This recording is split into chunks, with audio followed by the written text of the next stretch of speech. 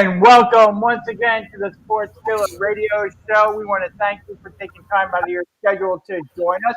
Reminder that you can comment on our show, on our social media. We will see the comments live during the show and be able to respond to them. So feel free to leave your responses. If there's something you want us to discuss during the show, feel free to comment and we will discuss it during the show. We are extremely interactive here on the Sports Skillet Radio Show.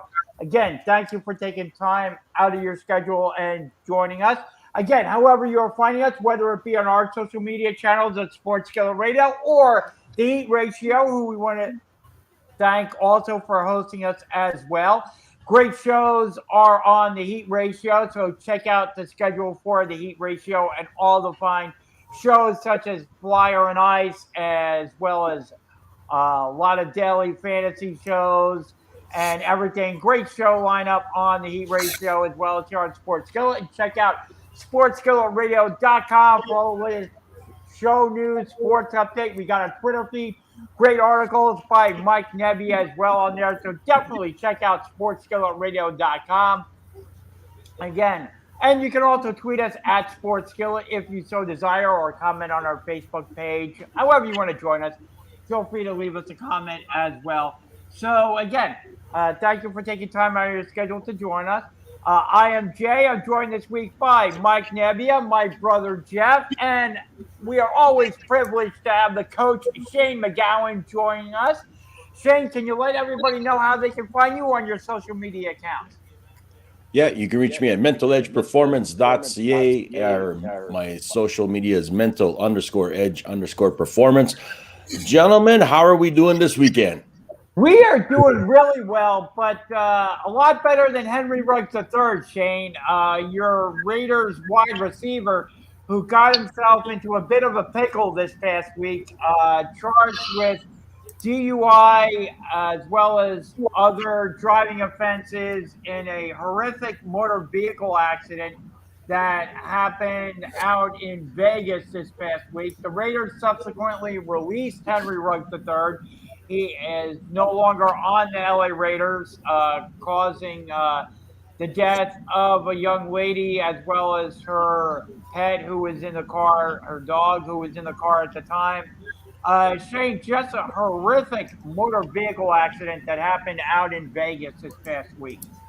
No, I mean, no question about it. And let's put it this way. The Vegas Raiders have not had the last few weeks of any luck, other than they've been fortunate enough to win their last two games in that way. You know what I mean? But yeah, it's been tough, and it's an unfortunate and sad situation that just transpired. I mean, with taking a life like that, I mean, it's a heart goes out to that family of that innocent victim and things too. And just kind of, again, you're looking at things that happen too much with young individuals who have a big payday, a big paycheck, and don't think about others in so many ways. And I mean, we preach that. They tell it to them in that locker room, night in and night out, of certain things. When you're out, leave the vehicle, call somebody, get your rides that you need, and so on. But when you're going that fast and you've got a blood alcohol level that high and everything else, plus you had a weapon in your car too, plus you've got other things. So, I mean, this is not a good scene at all. And it just kind of goes down again too, is where I think inside that organization, you are going to see a little bit more of accountability and shakeups and things like that coming soon, in which it's kind of like, listen, we look like idiots as an organization because of everything transpiring. And that's not a good look for a brand new team in a brand new facility, refresh, restarting, everything like this, to have this blowing up halfway through a season. You know what I mean? So, like I said, there's going to be some things that are going to be taken care of. I believe in that organization. I believe still in my organization, as I always will, and stuff with these Raiders. But again, too, is to everyone out there, I mean, this is this type of stuff you got to look at and think about and say, listen, you can't get behind the wheel of these type of things like that. You can't do that. You know what I mean? Then this is what's going to happen. This man just lost his life because, like I said, you can get anywhere from 2 to 40 years. You know what I mean? Like, I mean, this is just not a good scene. But like I said, my condolences to that family and everything of the passing. And I mean, I hope Mr. Ruggs understands that and is remorse in what has transpired, as well as to his girlfriend and everything like that too. Yeah, exactly. And thoughts and prayers go out to the family of Tina Tintor, who was a woman killed in the car crash involving Raiders player Henry Ruggs III. Jeff, you heard about this. What were your thoughts about the car accident? Just the same kind of echo the comments of Shane. You just you shake your head. I mean, this is why Uber, is out there. I mean, this is why ride services are out there for these athletes to take advantage, and to do this and to not get behind the wheel and.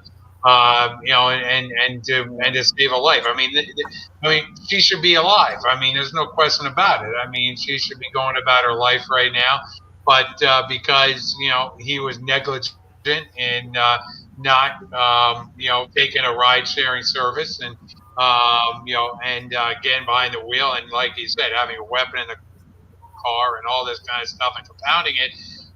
He deserves everything he gets. Quite frankly. So Yeah, it's a bad situation for the Raiders and a terrible situation, for the league to have to deal with this. oh, absolutely. And Mike, he was going 150 miles an hour in his car. No excuse for that, Mike. Absolutely no excuse. Where does he think he was? Atlanta Motor Speedway? No. There's no excuse for going 3 times the speed limit, mind you, on a closed course. You can't do that. Especially on a public road. You cannot do that. No. No, It's basically over now. And he's only, Henry Ruggs III, only 22 years old. Football career is probably definitely over because they have a mandatory jail sentence if you are convicted of this crime. So if Ruggs is convicted, there's a mandatory jail sentence. It's not like he could get probation or something like that. No, if you're convicted of this crime out in Vegas, he's definitely going to jail. And just not really thinking, getting into his car and driving 150 miles an hour. I mean, just absolutely thoughtless on his part. And, thoughts and prayers go out to her family, and hopefully they can do what they can to hopefully we can do what we can to support Tina Tintor and her surviving members, her friends, and her family. We had another story break this past week, Shane. Aaron Rodgers apparently has tested positive for COVID. He parsed his words earlier in the preseason when he said he was, what was the term? Immunized. Immunized. That's the word. Yep. Immunized, not vaccinated. And then he kind of parsed his words there. And then he got upset by the fact that the story was leaked. No, it wasn't leaked. It was the fact that there are separate protocols involved for those who are vaccinated versus those who are not vaccinated. And all the media had to do was say, okay, is Aaron Rodgers going to be able to test negative within a certain period of time so that he'll be able to play on Sunday? When that wasn't a possibility, obviously it was acknowledged that he wasn't vaccinated. So it wasn't that the story leaked Aaron Rodgers. It was the fact that the media has a brain, and those in the media were able to deduce the fact that you weren't vaccinated. So Aaron Rodgers will not be playing this week for the Green Bay Packers. And again, we have another player in the NFL not vaccinated, Shane. Well, I mean, it's kind of funny because they brought up a fellow from the Green Bay area as a media consultant there and said, you know what? Media kind of dropped the ball when it came out earlier, and he said that he was immunized. Nobody else followed up on it. Nobody said, like, oh, so does that mean you're vaccinated or does that mean you're not vaccinated, right? Nobody followed up. They let it go. And that was how many weeks ago when he was doing that and said that, right? So that was something that just kind of then brushed under the carpet until now, when it filters and says, "Oh, you don't have a vaccination status. You know what I mean? You're not vaccinated." So that was kind of a little bit of a pie in the media of the Green Bay area. You know what I mean? Of them kind of dropping the ball on that and pushing. Then when Rodgers got offended, naturally, because Rodgers does get offended, you know what I mean, about these things and feels it's a witch hunt and all this. I mean, again, too, is you got to read between the lines of things, is that, you know, he wasn't getting the shot in that way, and he wasn't going to, you know, tell anybody else in that locker room who also, you know, may not be vaccinated as well. You know what I mean? And that was it. He kept his mouth in a political matter, you know what I mean, and just kind of kept it that way. He played the politic game, is what he did. He skirted around in a politician way, put it that way. Okay. Now it's all come to light, and now he's got to face the wrath of everything. And I think in some ways he sort of had to have known that he had a very high chance, you know what I mean? Because listen, even being vaccinated, you still have a chance. There's no questions about it, right? Yeah. Like let's call it as it is. The problem is that now you got the more ramifications because you aren't, and how it can spread a little bit more and possibly cause you a lot more, you know, damages to you of longer in your health wise, right? Of getting back onto that field. It's not like some of these guys, like the coaches. Look at Arizona had how many coaches out? You know, the Peyton, not the Peyton, but the Saints have had how many coaches out throughout the year? You know what I mean? It runs through. There's no question about it. The problem is that now you got to also look as a team that you're playing against, and not only in your own locker room and stuff like this too, but who else is going to get this trickle down of, you know, problem? I mean, look at New York. And this is the other thing too, is New York all of a sudden has this huge 13 people test, but they had 12 false negatives. You know what I mean? Yeah. So it's very frustrating for these organizations. It's very inside of that athlete too. They're going, what the heck, man? Like, I feel fine. Like, what's going on here? You know what I mean? And now you're telling me I can't do this because of a false positive readings and all this thing. So there's a lot of things that are happening right now that I think they need to look at and clean up a little bit better. They have the money to do it for Pete's sakes, because like I said, you don't need any added stress. You don't need any more attention brought to you and things like that too in any organization. You know what I mean? So like I said, it's pretty frustrating stuff. But on the Aaron Rodgers side, look, at the man made his decision of what he wanted and what he doesn't want to do at this particular time and everything. And I don't think it's not necessarily he doesn't believe in the vaccine. I think it's more or less he wants more information before they move forward with a vaccine. You know what I mean? And stuff. I think that's kind of how he's getting his point across in some ways. So we'll see as this unfolds and everything like that. But I know sponsorships and everything have sort of kind of dwindled away from them a little bit on this too, because they're in favor of vaccines. Well, you can't have somebody that's not vaccinated as your campaign spokesman. You know what I mean? So there's going to be a lot of downfall as this moves forward a little bit. Yeah, and Jeff, multiple coaches and front office executive have complained that their teams were held to different COVID-19 protocol standards over the summer than the Packers. The NFL instructed teams that unvaccinated players were required to wear a mask along the sidelines during preseason games. Aaron Rodgers did not. And it said one team executive said he received a memo from the NFL that read in part, any such individual with bench area access who is not fully vaccinated, except for active players, shall be required to wear a mask at all times. Unvaccinated inactive players must also wear masks. And apparently, Jeff, the NFL is investigating how the Packers handled the COVID-19 protocols at their facility around games.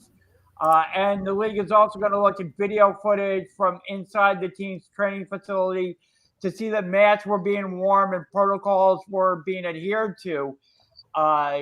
This could be a big thing involving maybe a fine or maybe involve draft picks involving the Packers. Jeff, do you think? You know, this is just another, scandal and another problem for the Shield, for the NFL to deal with. It's not a positive development by any means.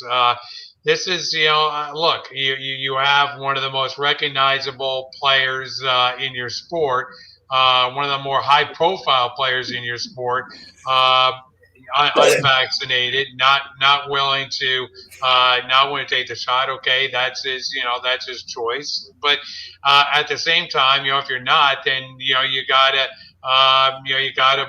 mask up, and you gotta follow the right protocols if you're unvaccinated.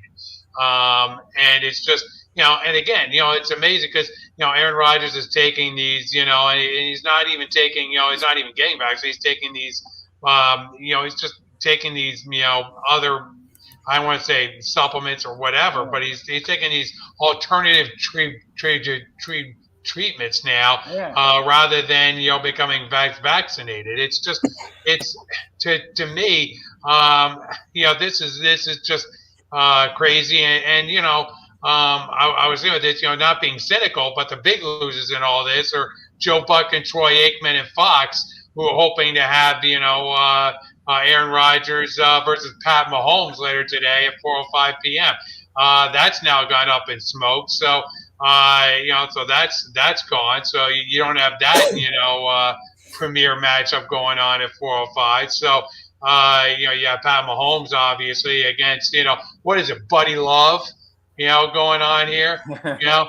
I mean, come on. I mean, really. So it's the NFL is based. The NFL is built on quarterbacks, and that's why you see Tom Brady playing. Not to segue or anything, but this is why you see Tom Brady and these other quarterbacks playing as well as they are, throwing for 300 yards a game, because the NFL has put in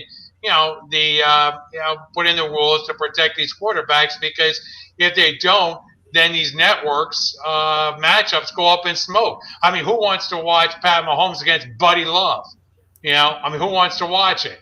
I certainly want. I want to watch Pat Mahomes against Aaron Rodgers. I don't care for that matchup now. So the ratings definitely take a hit right there. I don't. Well, before I respond to Jeff, what did you think of this announcement, Mike, about Aaron Rodgers being unvaccinated and testing positive for COVID? They let this guy guest host Jeopardy. Seriously? No, just no. I hope the NFL cracks down on him, doesn't let him play until he's vaccinated. Well, I don't know that they could do that. That would be more of a Packers thing, I think, and I don't think the NFL would want that, because the Packers are not going to do that in any way, shape, or form. They're not that stupid. I would. Well, that's true. You would, but the Packers want to win. The Packers want to win the Super Bowl. They only have one loss on the season. And you can't infringe on a person's right to be vaccinated or unvaccinated. That's a person's choice, right, whether they want to take the vaccine or not. But as a business, you don't have to employ that person or whatever. To your point, but you can't. But the NFL isn't going to do that. Football is not just a sport; it's a business, and you have to run football as if it were a business. You have to run sports as if it were a business. And if it was me in charge of the Packers or the NFL, I'd say, Aaron Rodgers, get vaccinated or you don't play. Period. Yeah, but then you open yourself up to lawsuits and things like that, Mike, with the Players Association. So they already have. I'm sorry. I would be tough on players that don't get vaccinated. We're in a pandemic and we want to get out of the pandemic. Oh, this is true. No doubt about it. Getting out of the pandemic is priority one. Oh, absolutely. But here's the thing, Jay. I just want to say this. Here's the thing. Don't you think that because it's Aaron, if this was, let's say, the Eagles quarterback getting learning that we learned that the Eagles quarterback hypothetically was unvaccinated.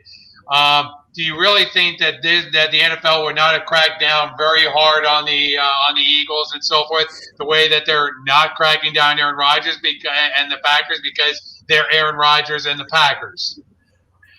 Well, I do think actually I think it'll probably be close to the same. I think you probably would have heard about it before now. if it, if it was the Eagles quarterback, I don't think it would have taken this long. That it would have come out long before now. But I think because he was acting the way that he was acting, the fact that he tried to keep his vaccination status hidden, that he wasn't truthful and honest. Because let's face it, when you're an athlete, eventually your vaccination status will come out, whether if you get the virus or in some other way, shape, or form. I think it will come out based upon the way you're handling yourself, if you're wearing a mask, if you're not wearing a mask. I saw Carson Wentz on Thursday night. As soon as he took off his helmet, he would put on his mask. When he was on the sideline, like his helmet would come off and the mask would come on right away because he's one of the people that are unvaccinated. So he was wearing his mask on the sideline. That's one of the things that jumped out at me on Thursday night when the Colts played. How quickly he put on his mask. So the fact that Aaron Rodgers did not do this has a lot of people up in arms too. But I do think that this will be an intriguing matchup, and I am picking the Packers to win, Jeff, by the way, over the Kansas City Chiefs today. Because I do think that Love is going to the way the Packers run the ball, and I do think the Packers have a better defense than the Kansas City Chiefs. So I am picking the Packers to win this. And if Love does play well, does this create a little bit more of a controversy out there in Green Bay as to whether or not Aaron Rodgers will return next season to be the quarterback of the Green Bay Packers? What do you think, Shane? No, I think it's a given that he's not going to return. I mean, I honestly, I really do. I think it's a given that he's not going to return. And plus, I also think that how this organization is going to handle this whole situation now with him in this COVID and all this stuff is also just putting him into that position of saying, yeah, this is why I don't want to be here or I'm going to be here too in some ways, right? Look at he's having a great season. Don't get me wrong. I do believe Rodgers is having a good season thus far. When the guys are out there and they're healthy, look at even for them to take out Arizona and do what they did. You know what I mean? Without Devontae Adams, I mean that's huge. Aaron Jones is playing extremely well. The defense is still keeping them in the game and everything in there. But Rodgers is Rodgers. Let's give the man credit. He is smart when it comes to ball control. He understands the game and everything like that. I think he's just biding his time this year, keeping himself fresh. Yes, he wants that Super Bowl. Who wouldn't want to again go out of an organization, with a ring, you know what I mean, and go somewhere else, just like what Brady did. You know what I mean? And I think that's how he's put himself and classified himself. So I don't think that with Love coming in, if Love wins tonight, as this example, this afternoon, will it cause a controversy? No, I think they're just going to keep him going and things until Rodgers is healthy enough to get out there and play and finish off the season. But in the back of Green Bay's mind, they're saying, yes, we've got our quarterback for later down the road, so we're going to be okay. Yep. What do you think, Jeff? If Kansas City loses this game, then their season is really in jeopardy, at this point. I mean, there's no other way to say it. Kansas City, given the fact that Aaron Rodgers is not playing in this game, they've got to find a way to win it in that division to be, playoff contender, in the AFC. So this is a game, Kansas City has to win. If Kansas City loses this game, it's gonna put a big, dent in their playoff hopes. Frankly, I'd be surprised if Pat Mahomes, loses this game, given the fact that Aaron Rodgers isn't playing. Andy Reid, Andy Reid, and Pat Mahomes, they on that deal, they have to find a way of bucking up and winning this game. No question about it. How do you see this game going, Mike?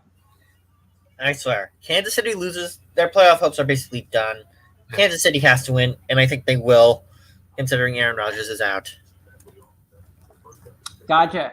Another couple of interesting stories that came out of the NFL this week. Number one is the fact that Odell Beckham Jr. and Desean Jackson are going to be free agents as of Monday. Desean Jackson already is. The Rams have released him. Odell Beckham Jr. has apparently come to a contract agreement with the Cleveland Browns, and they're going to release him on Monday, and then teams will have up until 4 p.m. on Tuesday to put in a waiver claim for him. If no team does, he'll become an overall free agent and be able to sign with any team. Shane, what do you think about these two wide receivers hitting the free agent market at this time? Well, I know Vegas needs a receiver, so That they do. My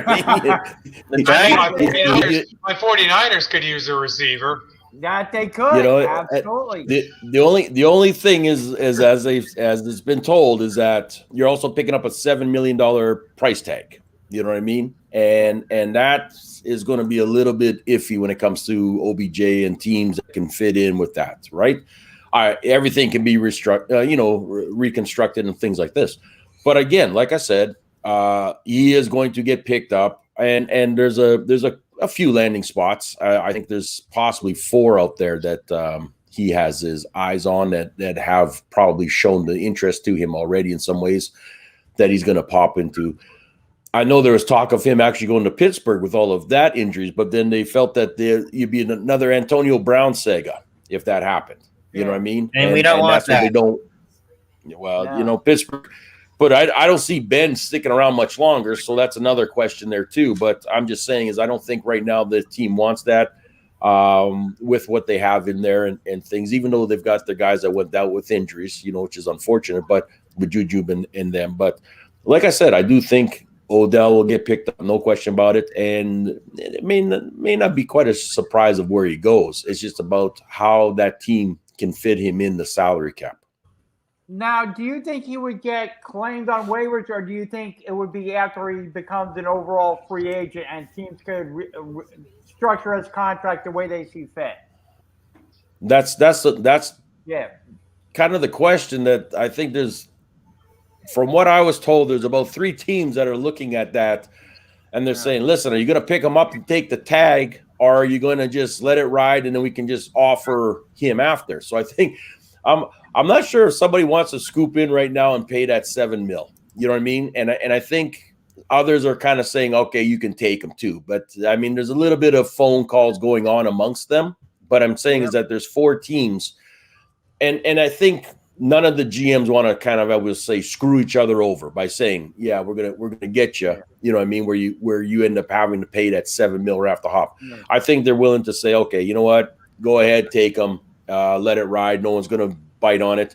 And then you can then negotiate, you know what I mean? And stuff like this. But I don't know. The NFL can be funky sometimes, right? As they say, you can get some GMs that just got to say, you know what I mean? And all of a sudden they just pull it out and stuff. But, I'll never know. Maybe he heads off to Green Bay too.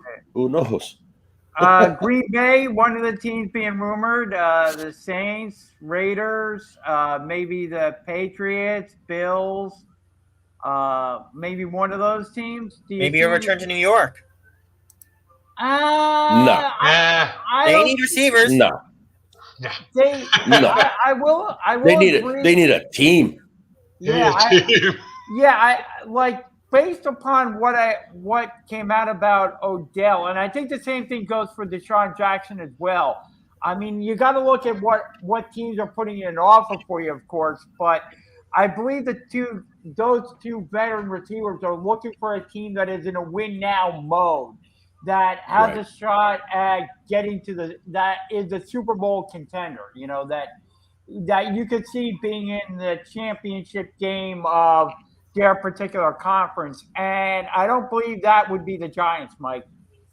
I don't think anybody's putting the Giants. Now, who knows? Could the Giants all of a sudden miraculously turn things around and reel off, who knows? But I don't believe the Giants are being talked about as being a team that's in the championship game window conversation. So I don't think that either one of those two receivers would opt for either one of the two New York teams, either the Giants or the Jets.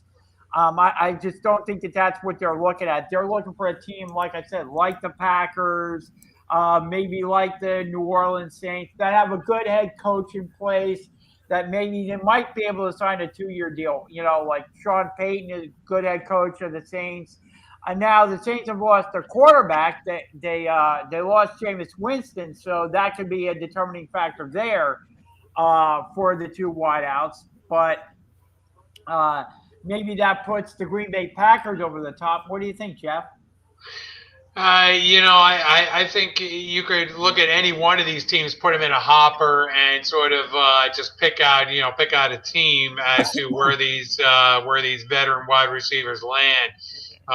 It'll be interesting to see because there are a number of teams, obviously, as Shane pointed out, that could use a wide receiver, that could use a veteran wide receiver, but it's amazing how these two veteran guys, have gotten to this point of being released by their franchise. I mean, these two guys obviously, at one point had skills. It'll be interesting to see what they really have left, at this point, to offer to these teams as they move on. Obviously, look, I mean, you're gonna bring him in. You're gonna see, how he fits and so forth, and I mean, whether it's Desean Jackson or whether it's Odell Beckham, you just have to, look at what you have and whether or not there's a fit there in your organization for them. And like Shane said, whether you want to try and pick them up as a waiver claim, which would be an interesting development, but. Yeah, it'll be interesting. I mean, look, I mean, there are teams that are all in right now. We know the Rams are all in. I mean, the Rams are just picking up everybody, left and right. We know that, a good landing spot for one of these guys will probably be New Orleans, because, look, I mean, they're a playoff team. They've beaten Tampa Bay now. So, they're a team that, like you said, they've lost their quarterback, but still, I mean, that's an organization that, look, they could go into and make a run in the playoffs. So we'll just have to see, what happens and potentially where these guys land.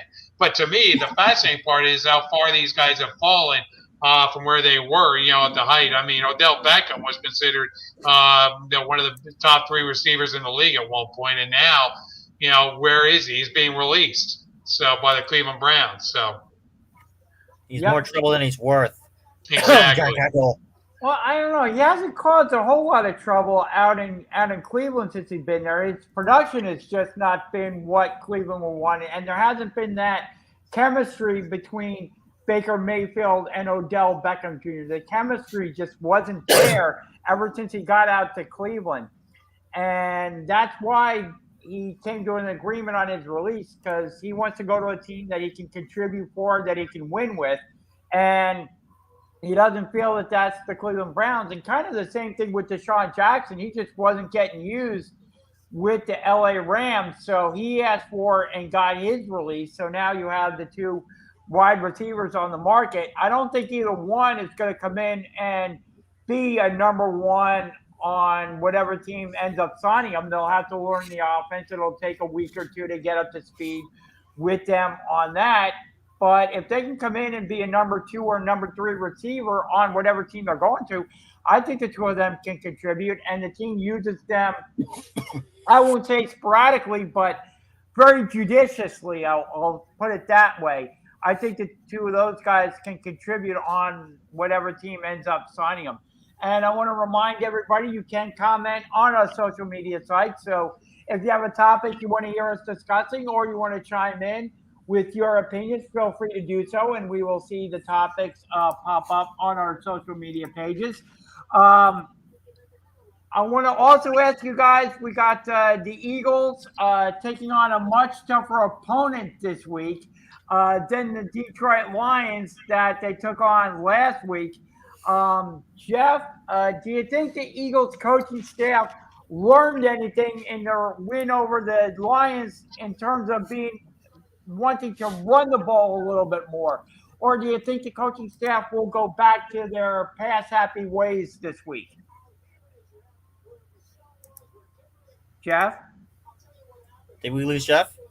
Well, that'll be an interesting game to watch this week to see whether or not the Eagles continue to run the football, because that's really the key. When they ran the football last week against Detroit, they had a lot of success. They ran up a lot of yards, but that's Detroit. I mean, Detroit's a joke. I mean, them in Jacksonville really are Detroit the is worst the teams in the Phoenix league. Coyotes of the NFL. Yeah, exactly. Yeah. So you look at the Philadelphia Eagles. You can't really measure them too much off of that game. On the other hand, the Chargers, they're not playing that well. They're coming cross country. They're coming to Philadelphia. I can see this as a game that the Eagles could vulture, so to speak, to use a bird term, vulture. So it's a game that look. I like Justin Hebert. I like him as a quarterback. He's good. I think he's star in the making for the LA Chargers. But at the same time, there is I have this feeling that this is a game which if the Eagles coach does decide to continue to run the football, that they can come out and they can win this football game. No question about it. Yeah, what did you think, Mike? Last week, the Eagles ran the ball quite a bit, got their running game established, were able to literally run roughshod over the Lions. Do you think it was more the Lions being really bad, or do you think the Eagles coaching staff might have actually learned something and will actually run the ball more? It's the Detroit Lions. They were going to run all over the Lions. The Lions are a basic joke. Now that you've got a much tougher opponent, I can't say that you learned a lot from playing against the Detroit Lions, who are destined for the number 1 pick. So, yeah. What did you think, Shane? No, I still look at the team that they're going to play against in San Diego, in LA Chargers, is a different type of a faster paced defense. And I think their job right now is they're going to try to rattle Jalen. No question about it. They're not going to give Jalen all the time that Detroit did to allow him to do certain things and see the field a lot faster, and be comfortable. They're not going to make him comfortable. They're going to make him very uncomfortable. And I think that, the Chargers also have a lot of weapons on that offense. No question about that. Eckler's playing really well. You got Keenan Allen, and then you got Williams as well. And even the underrated Jared Cook as their tight end. I mean, the guy is a go-to. There's no question about it. Defensively, though, I still think that they're a lot faster and they're going to be able to kind of keep it in check. But again, too, is that the play calling. If the Eagles go back to that same old RPO action, they're going to just shoot themselves in the foot, and they need to get the running game going. The problem is, do you trust what you have back there now in the run? I wouldn't. I mean? Like you lost your main guy. You know what I mean? He finally gets to the opportunity, and he goes down, and it's like, oh, you know what I mean? Which is really, it's unfortunate because, like I said, I think Sanders is a tremendous player. I really do, and I do think Goddard is a good tight end out there. I think he's going to do fine in things like this, but they need to get that some running back going. Whether that's going to be Scott or whether it's going to be Gainesville, there you got to get somebody going. You know what I mean? And that to me is very, very key. The problem is that Philadelphia's coaching staff is too fast to change that playbook as soon as they can't get the run game going. They can't keep with it. They don't want to keep with it. You know what I mean? They get all rattled and they're like, okay, let's just pass. But it doesn't work out for them that way. They can't seem to stick with the process or that script that they have for how many, run plays they want to do. And I think that's the problem. And I think that's going to be a very big problem as they move forward. And I don't think you can just rely on Jalen without something happening to him, you know what I mean, with the way the defenses are playing lately. And you can't afford it. Look at guys are going down. Quarterbacks are going down a lot faster with little injuries here because they're taking off and running. And Jalen is going to be one of those guys that's going to be the next target like that due to the fact. So I do think they need to keep with it. I do think that the Chargers are going to win this one, not by much, but I do think they're going to win it. Yeah. What is your prediction for this game, Jeff? You think the Yeah, Chargers? like I said, I think the Eagles can win this game. Yeah. I think it's going to be close. I mean, I'm looking at, I'd say 24-21, something of that nature, 24-17, something of that Yeah. nature for the Eagles. Because, like I said, I think this is a game that the Eagles can win with a team coming cross country into Philadelphia. If this game was in LA, I might have a little different take on it. But, Yeah. the game is in Philly. They're coming off, they're coming off a big win as far as the Eagles organization goes. So you really want to cement that. You really want to cement Yep. that win. And I will also say this. On the flip side, with the AFC West, and Shane can probably speak to this. This is a big game for the Chargers. The Chargers, lose this game. I mean, that really is going to affect them, in that division for trying to compete, for even for that division. Because look, I mean, if Kansas City were to lose, today, and not that Kansas City is really, up there right now in the division, but still, I mean, if you look at that division, the way it's stacked up, I mean, this game does present itself as, a game that, if LA were to lose it, the LA Chargers, I'm talking about, were to lose this game, that's going to present some. They're going to look back on this and they're going to say, well, that might be the game that cost us the division. As tight as that division really is, Shane. No, you're absolutely correct. Like, look, right now, when you break out the wild card situation, I mean, Chargers are in the wild card ahead of Kansas City in this one, right? But that's why I said is Kansas City needs these two teams are digging down so deep to keep winning because they've got no choice. You know what I mean? Because someone is going to be on the outside. It really is going to be like that, and it's coming down to the rest of their schedule as they move forward. So all these wins. All these games that they're playing, you cannot take them for granted. Whether you're favored by 1 or favored by 15, you know what I mean? You need to win. It's simple as that. Kansas City, if I'm Kansas City right now after last win that they just got, which was barely anything, I mean, they're the ones that are shaken. They're the ones that are like very, very rattled.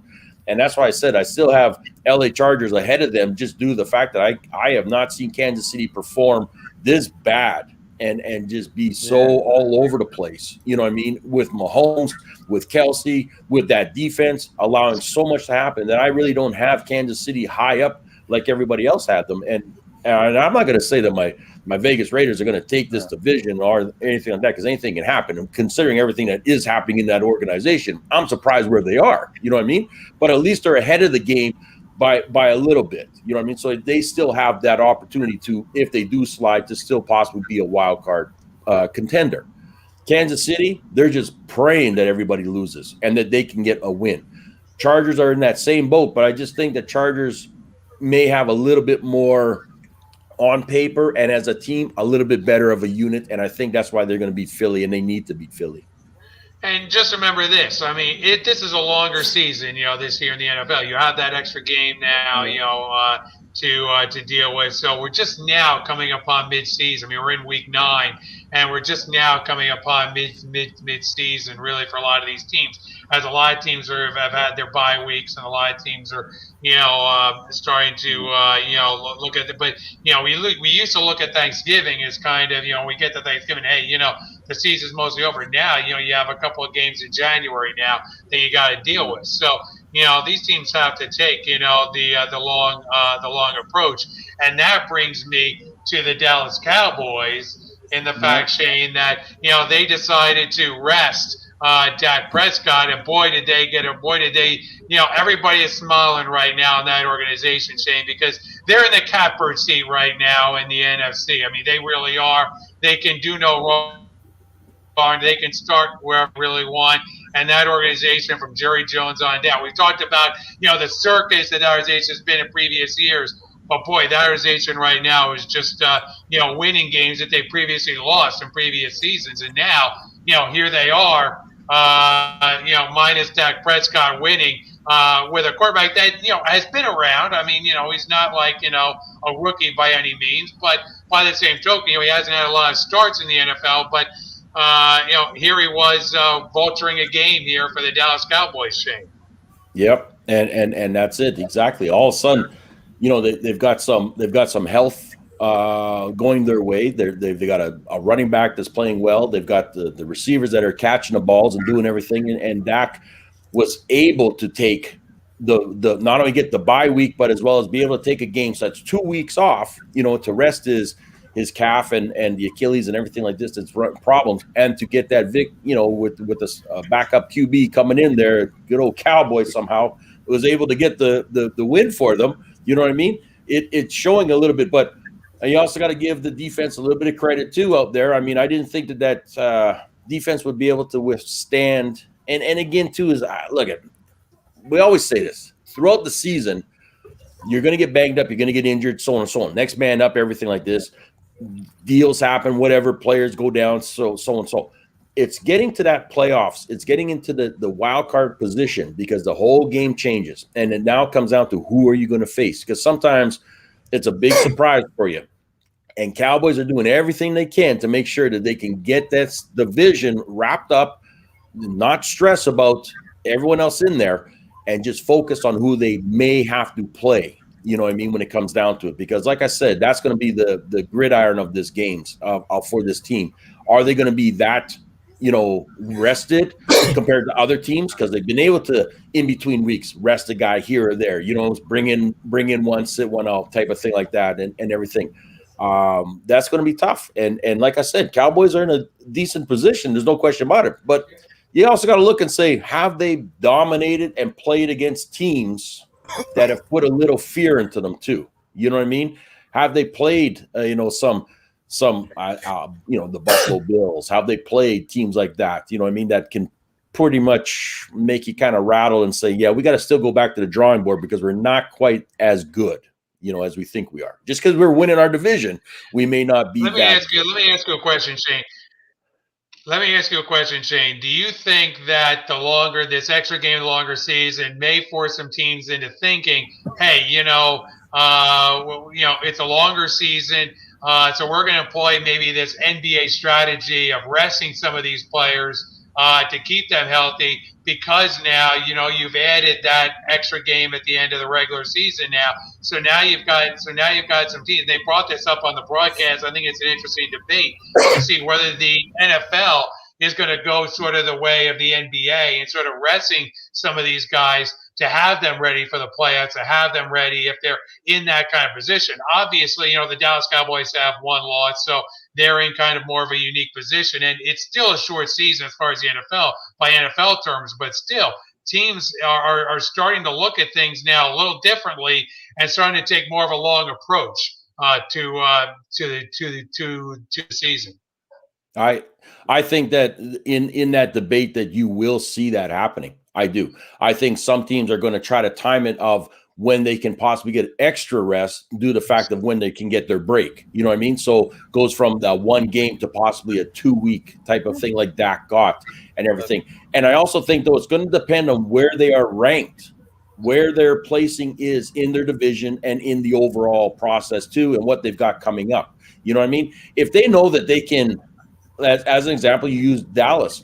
Look at they're ahead. They're ahead of everybody right now. They could afford, and that was brought up, is having Dak rest for one. They felt that they could afford to still, even if they lost, still be in the driver's seat in where they are. You know what I mean? And I think that's something that, again, it's strategy, right? You're going to get these coaches. You're going to get everybody using that type of strategy and thinking like that and saying, yep, you know what? I can take you out. Hey, they could have taken Zeke out because they trust that much in Poland, right? You know what I mean? To be their starting tailback as well. And things like this. So I do think you're going to see that later down the road of some teams and everything not wanting to risk, and also these guys and their age factor too of the pounding, especially if they played a few hard games before their break and things like that. So yeah, and it's going to be, like you said, an NBA process where it's going to be load management, in this way, and that's what they're going to do. But they're going to be smart about it too. And like I said, is I think it's just because we've added that extra game, the time, the traveling, and everything like that goes with it. It is going to wear on them, and you are seeing that. And plus, again, too, is if a guy does catch COVID or if a simple little injury and you're not quite 100%, give me that extra week off, you know what I mean, type of deal like this. So I could see the Chiefs doing with Tyreek and those guys like this. You know what I mean? It's going to happen. Yeah, what do you think, Mike? Do you think teams will start resting players to keep them healthier? Yeah, I think they're gonna adopt this NBA sort of model where late in the season they're gonna be resting their first stringers, bringing in their second and third stringers to keep their first line healthy as we get closer to the playoffs with this longer schedule implemented. And once we get into like 2022, 2023, we get the 18 game schedule. We're going to be seeing more of the NBA model of resting the starters, putting in the backups. This is going to get out of hand pretty quickly. I think so too. I mean, we're seeing it more and more where the star players are going down, and you got to do something to keep the star players active because that's what people want to see. I mean, you look at a premier matchup today. We have the Los Angeles Rams against the Tennessee Titans, and it's Adrian Peterson versus Von Miller in this game. Derrick Henry goes down and he suffers what could be a season-ending injury, and the Titans go out and sign Adrian Peterson, and he's going to be, I believe, the primary ball carrier in this game for the Tennessee Titans. They're a run-first team. They like to run, and run some more. And losing Derrick Henry the way that they have, they're going to turn now to Adrian Peterson and see how much gas he has left in the tank for the rest of the season. But yeah, make the quarterback beat him, Jay. Just make the quarterback beat him. That's what you're going to do right now. If your defense right now is just make Adrian Peterson beat you. That's what it's going to be. So yeah, exactly. What looked to be a really good matchup. Now, all of a sudden, I would say that matchup kind of got downgraded just a little bit because, of course, the Rams picked up Von Miller to bolster their defense, and Titans lose Derrick Henry, the premier running back in the NFL, bar none.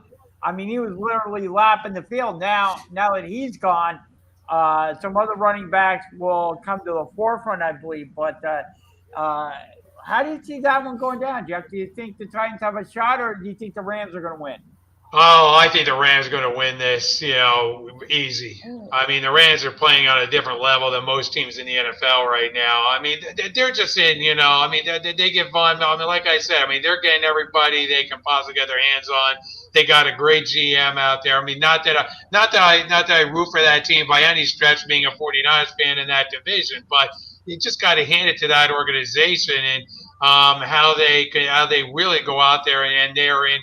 Not they say win now. They're in win today. I mean, they're like go out there and win as many possible games as they can and try to get as many great players and stars as they can on that team. And Stafford has fit right in on that team. There's no question about it. And the game that I'm looking at in that division though right now is Arizona and San Francisco.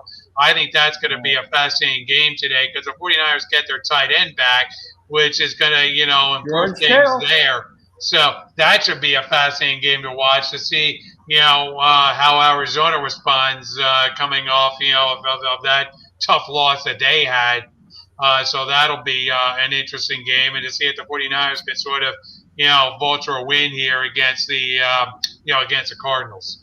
And Kyle Murray is still a game time decision. Yeah, exactly. I won't be sorry if he doesn't play. So no. But you know what though? I think the biggest thing was the last week's game with Kyle Murray out there. You saw his weaknesses. You know what I mean? And I think that's where the 49ers are looking at and saying, we've seen what's happened. We've seen what we can use to our advantage, especially when you look at who beat them and with the lack of guys that they did not have out there as their starters. You can look at this and say, you know what, we're good to go here. So I really do think the 49ers have more than an opportunity and a chance to take this game against Arizona in this way because Arizona is banged up everywhere. And for a change, Shane, the 49ers are actually healthy. So Exactly. And that's what I mean. And I think where they're playing and everything like that, I think it's going to be fine for them. But I just think because Kyle Murray is not going to be able to put as much as he can onto that leg, because that's what's bothering him the most, it's going to affect him. And I don't think, if all counts go, he may not be out there. He may not be able to play. Shane, we had an interesting thing go down. Do you think there may be a quarterback controversy with the New York Jets? I know they got blown out by the Indianapolis Colts, but Mike White was looking pretty good the week prior, engineered a touchdown drive before he went out. Of course, you got Zach Wilson looking to come back from his injury.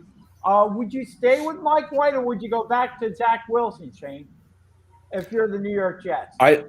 First off, I don't think you got any controversy just yet. I think what you need to do is allow who's the healthiest first to get out there and play. So if that's White, that's White. If it's Wilson, it's Wilson. I think where you're going to get the controversy is next year when these guys are back in camp and allowing them. And I think this is great that you're getting White, who's actually performed, and you can see what he's got. I mean, the one game where he throws for 400 yards, that's great. You know what I mean? You saw something out there. Now, unfortunately, the next game he gets banged up. I mean, that's going to happen as part of the sport. But you got to look and say, where do we have a good 1-2 punch here? Like, do we have a good solid backup as well in case our number one does go down? And these are young guys. You know, that's the thing. They've got some young, talented quarterbacks. It's not like you got some older guys sitting there doing nothing. Like, these are young guys that want to play. So they're going to want to play for you in that way. And I think that's what's going to cause a little bit of a controversy, but I think it's not going to be until camp of next year. I think right now, Jets are just saying, who's going to give us the best chance to win? You're playing. It's simple as that. That's all they care about. And I'm going to say this, Shane.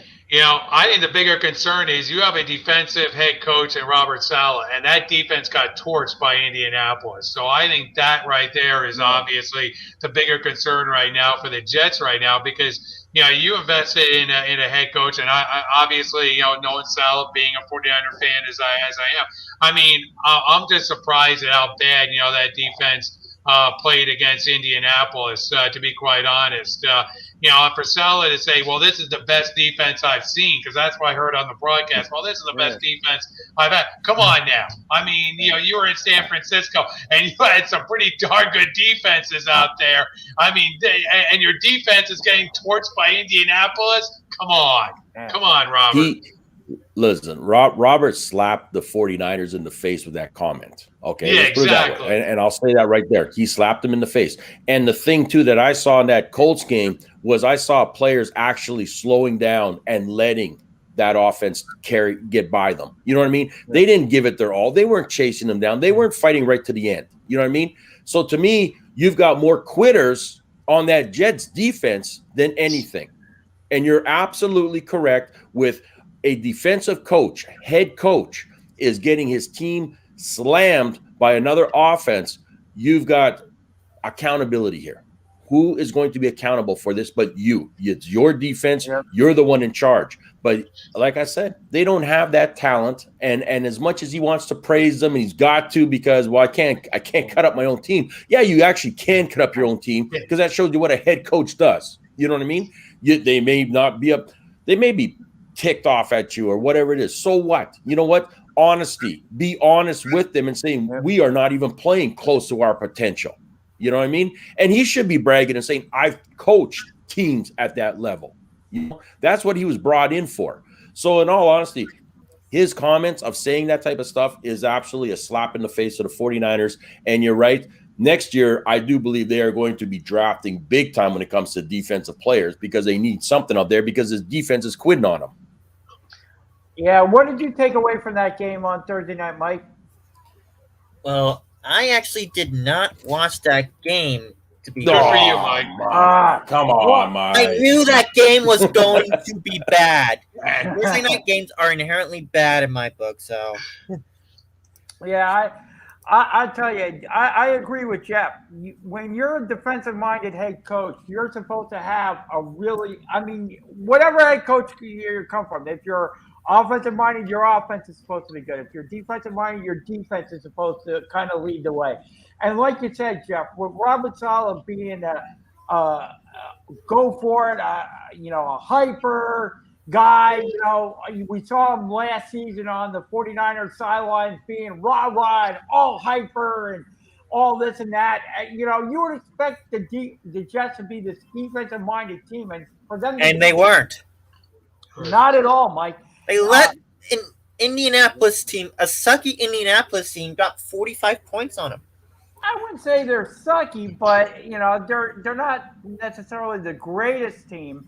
And for them to put up 40, for them to have no resistance at all by the Jets defense was absolutely a horrible look, especially, and I know in the short week, I understand that, but you're a defensive minded head coach, you're on a standalone game, the nation is watching you, and to come up with that poor of a defensive performance is absolutely disgusting by the Jets. But I do believe that there could be some question as to whether if Mike White and is healthy, whether or not he becomes the starting quarterback over Zach Wilson, because he seems to understand Mike LaFleur's offense a little better than Zach Wilson does. So maybe you have Zach spend some time on the sideline, gathering himself a little bit, watching what Mike White does, how he operates the offense, and see what happens with Mike White if he gets you, if he can get you to more wins. Because I do believe that they were going to roll with Mike White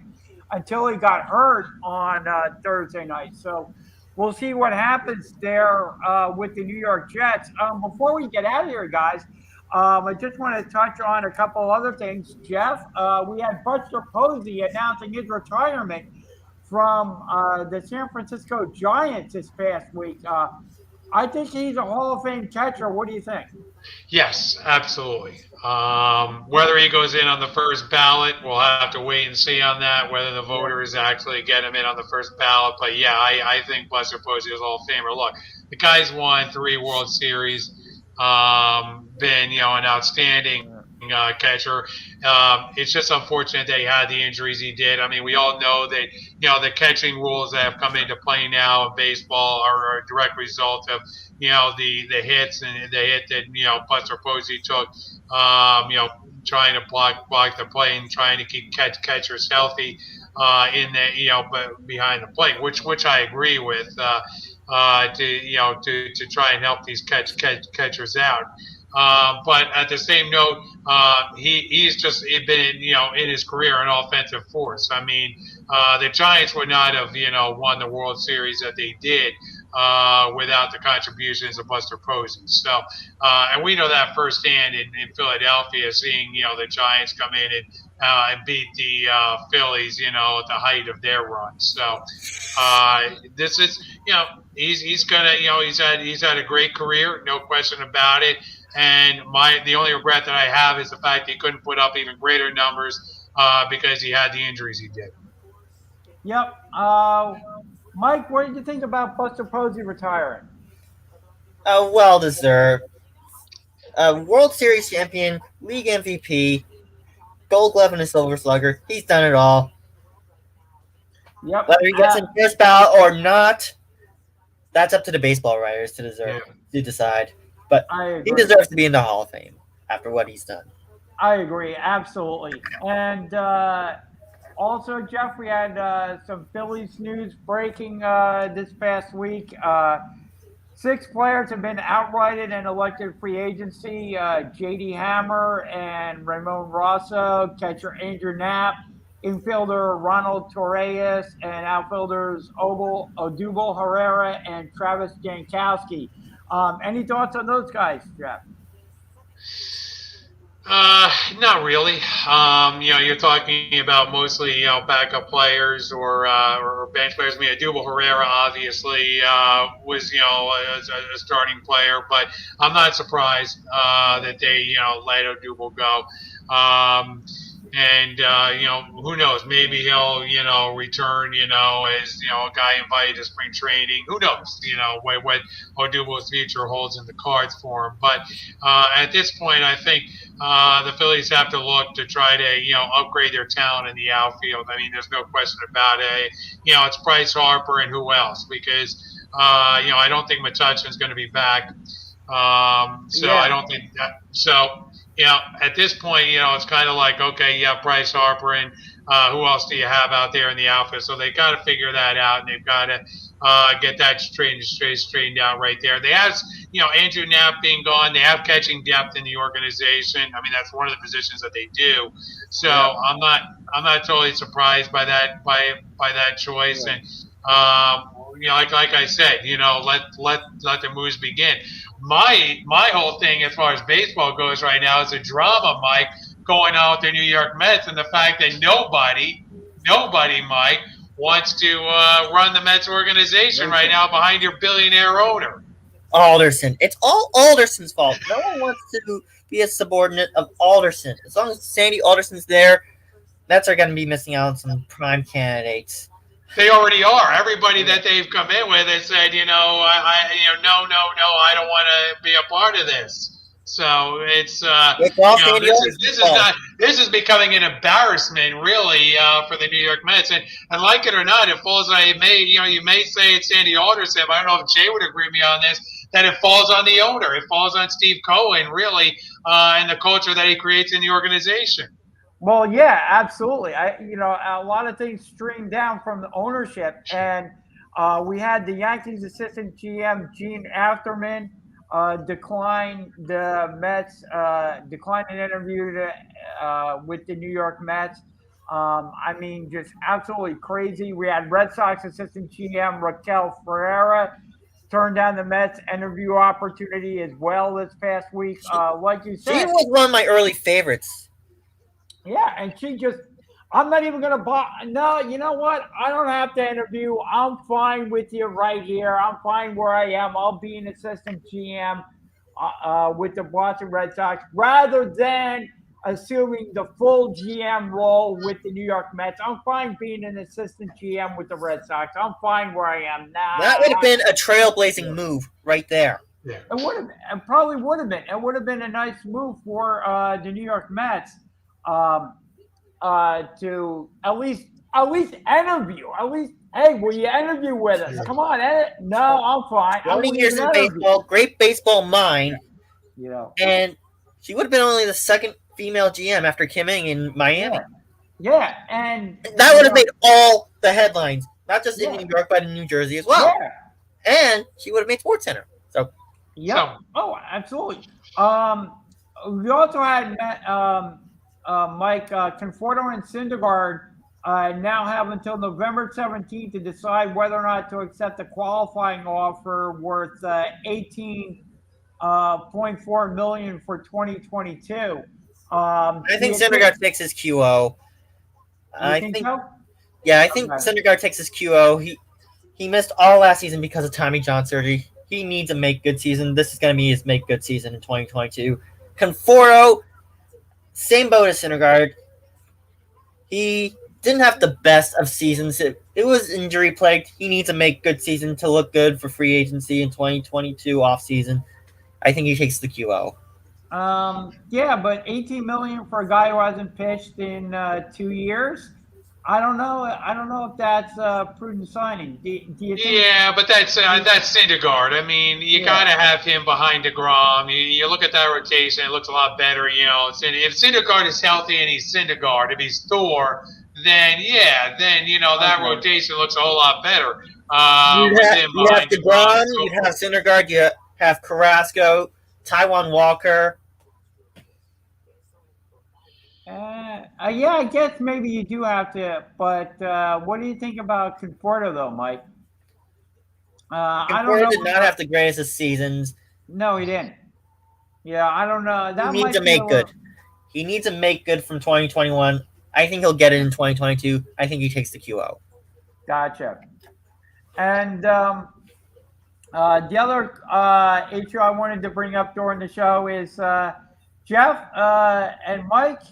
the 76ers are doing well without Ben Simmons being on the court.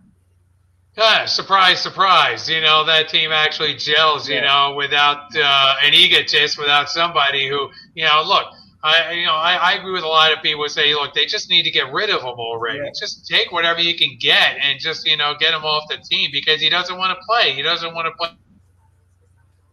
Ben Simmons has become the basketball version of Jack Eichel. He's toxic, and the 76ers are asking too much for him.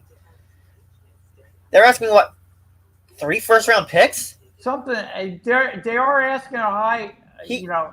He is Jack Eichel meets Deshaun Watson. I don't want that on my team.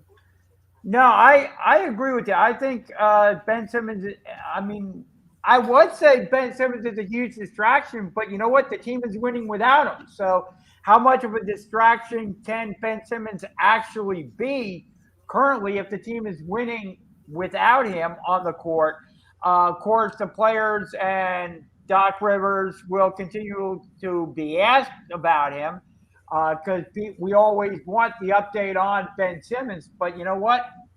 Hey, he is what he is. Mike, I'll go to you real quick for your NASCAR update of the week. Yes, today is the championship race at Phoenix Raceway. 4 drivers. First one back after 500 kilometers takes the championship. It is down to Truex Jr., Hamlin, Kyle Larson, and Chase Elliott. And last year for the championship race, Chase Elliott dominated and took home the championship. I think he'll have a repeat performance. It'll be Chase Elliott winning his second championship. Gotcha. And Mike, can I get your 3-pack of picks for the week before we sign off? All right. I'm going to take Arizona over San Francisco. I'm going to take Kansas City over Green Bay because no Aaron Rodgers. And I will take Buffalo over Jacksonville. I'm going all safe picks this week. Gotcha. All safe this season. I hear you. I am gonna go with New Orleans over Atlanta. I am gonna go with hold on 1 second here. I am gonna go with I went with I said New Orleans over Atlanta. I am gonna go with obviously Buffalo over Jacksonville, and I will go with Baltimore over Minnesota. Jeff, your 3-pack of picks for the week. I'm taking the Cowboys, the Ravens, and the Bills. Gotcha. Very cool. Jeff, before we end the broadcast, anything that we haven't gotten to, any final words that you got? Just I wasn't on last week, so just the World Series. Congratulations to the Atlanta Braves for winning the World Series. I mean, geez, they did it over the Houston Astros, so I was kind of rooting for the Houston Astros, obviously. But congratulations to the Braves. Congratulations to Freddie Freeman and that organization. They pulled off something that was a miracle because they were really down in the dust. I mean, the Mets were high up to begin the season. Then you had the Phillies kind of come up and they made a run around August, but the Braves just took off in that second half of the season, and they did it without Acuna Jr. So just a tremendous job, retooling their outfield, midway through the season. So they're going to be a force to be dealt with in the National League for years to come. And the Dodgers should be, as well as every team in the East, should be concerned about the Atlanta Braves going forward. Yeah. What did you think about the World Series, Mike? What do I think about the World Series? Yeah. Well, it should have been the Mets. Had the Mets just built up a 8 or 10 game lead in the second half of the season, they would have buried the Braves. But injuries, especially to the Grom, sunk them. Yep. No doubt about it. And I want to echo Jeff's thoughts a little bit. I was kind of rooting for the Atlanta Braves because I think I've said this before on the show. The National League East got banged around all season long about how bad the teams were in the National League East and how mediocre the teams were in the National League East.